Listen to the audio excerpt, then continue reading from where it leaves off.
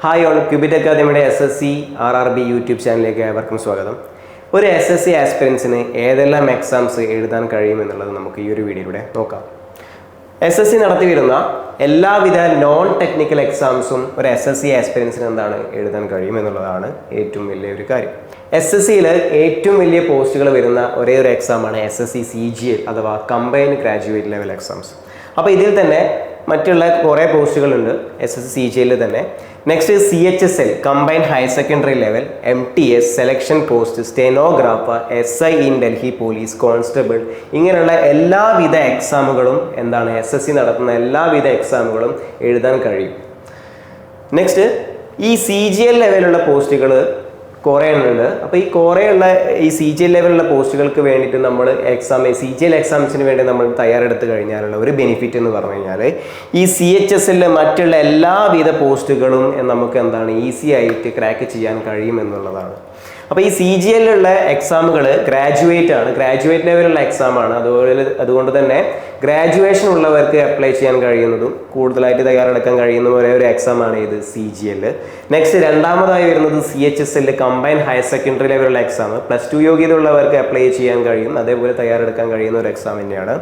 Next multi tasking staff MTS. Multi tasking staff എന്ന് പറഞ്ഞാൽ 10th ലെവലുള്ള യോഗ്യതയുള്ളവർക്ക് apply ചെയ്യാനും തയ്യാറെടുക്കാനും കഴിയുന്ന ഒരു എക്സാം തന്നെയാണ്.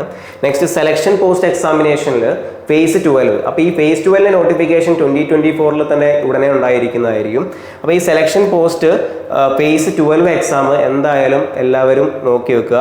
അപ്പോൾ ഈ എക്സാമിന് വേണ്ടിയുള്ള ക്വാളിഫിക്കേഷൻ എന്ന് പറഞ്ഞു കഴിഞ്ഞാൽ നേരെ +2 അല്ലെങ്കിൽ ഡിഗ്രിയുള്ള യോഗ്യതയുള്ളവർക്കൊക്കെ ഈ ഒരു എക്സാമിന് വേണ്ടിയിട്ട് എന്താണ് തയ്യാറെടുക്കാൻ കഴിയും. നെക്സ്റ്റ് സ്റ്റെനോഗ്രാഫർ എക്സാം എന്ന് പറഞ്ഞു കഴിഞ്ഞാൽ +2 യോഗ്യതയുള്ളവർക്കും അതേപോലെ ഡിഗ്രി യോഗ്യതയുള്ളവർക്കും എന്താണ് അപ്ലൈ ചെയ്യാൻ കഴിയുന്ന ഒരു എക്സാമാണ് ഇത് stenographer. Next SI in Delhi police, graduation ഉള്ളവർക്ക് അപ്ലൈ ചെയ്യാൻ കഴിയുന്ന ഒരു എക്സാമാണ് ഇത് SI in Delhi police. Next constable GD constable exams ഒക്കെ 10th ലെവൽ ക്വാളിഫിക്കേഷൻ ഉള്ളവർക്ക് എഴുതാൻ കഴിയുന്ന ഒരു എക്സാമാണ് ഇത് SSC GD എക്സാംസ്. ഓക്കെ, അപ്പോൾ ഈ ഒരു SSC CGLന് വേണ്ടി തയ്യാറെടുക്കുന്നവർക്ക് ഇത്രയും എക്സാംസ് കുറച്ചുകൂടിയും എന്താണ് ഈസി ലെവലിലാക്കാൻ നമുക്ക് കഴിയും എന്നുള്ളതാണ് ഒരു ബെനിഫിറ്റ്. ഇനി ഗ്രാജുവേഷൻ ഇല്ലാത്തവർക്കാണെങ്കിൽ CHSL എക്സാമിന് വേണ്ടി പ്രിപ്പയർ ചെയ്യുന്നവരാണെങ്കിൽ മറ്റുള്ള എക്സാമുകളൊക്കെ നിങ്ങൾക്ക് എന്താണ് ക്രാക്ക് ചെയ്യാനുള്ള ഒരു ക്യാപ്പബിലിറ്റി തന്നെ നിങ്ങൾക്ക് എത്തും. അടുത്തതായി ഒരു SSC ആസ്പിരൻസിന് എല്ലാവിധ റെയിൽവേ എക്സാമുകളും അറ്റൻഡ് ചെയ്യാൻ കഴിയുമെന്നുള്ളതാണ്. അപ്പോൾ നോൺ ടെക്നിക്കൽ എക്സാമുകളായ റെയിൽവേ നടത്തുന്ന നോൺ ടെക്നിക്കൽ എക്സാമുകളായ NTPC group D, ALP, RPF എന്നിവയുള്ള പോസ്റ്റുകളിലേക്കൊക്കെ നിങ്ങൾക്ക് എന്താക്കാൻ പറ്റും, തയ്യാറെടുക്കാൻ പറ്റും. NTPC എന്ന് പറഞ്ഞു കഴിഞ്ഞാൽ ഡിഗ്രി യോഗ്യതയുള്ളവർക്ക് റെയിൽവേ റിക്രൂട്ട്മെന്റ് ബോർഡ് നടത്തുന്ന ഒരു എക്സാമാണ് ഇത് NTPC. രണ്ടാമതായുള്ള ഗ്രൂപ്പ് D 10th ലെവൽ പോസ്റ്റുകളിലേക്കുള്ളതാണ് group D. Okay, ALP diploma അല്ലെങ്കിൽ ഗ്രാജുവേഷൻ ഉള്ളവർക്ക് അപ്ലൈ ചെയ്യാൻ കഴിയുന്ന ഒരു പോസ്റ്റാണ് എന്ത് ALP. Next RPF railway protection force. RPF എന്ന് പറഞ്ഞു കഴിഞ്ഞാൽ +2 യോഗ്യതയുള്ളവർക്കും അല്ലെങ്കിൽ 10th യോഗ്യതയുള്ളവർക്കൊക്കെ അപ്ലൈ ചെയ്യാൻ പറ്റുന്ന പോസ്റ്റാണ് ഇത്. ഇങ്ങനെ കുറേ നിരവധി പോസ്റ്റുകളുണ്ട്.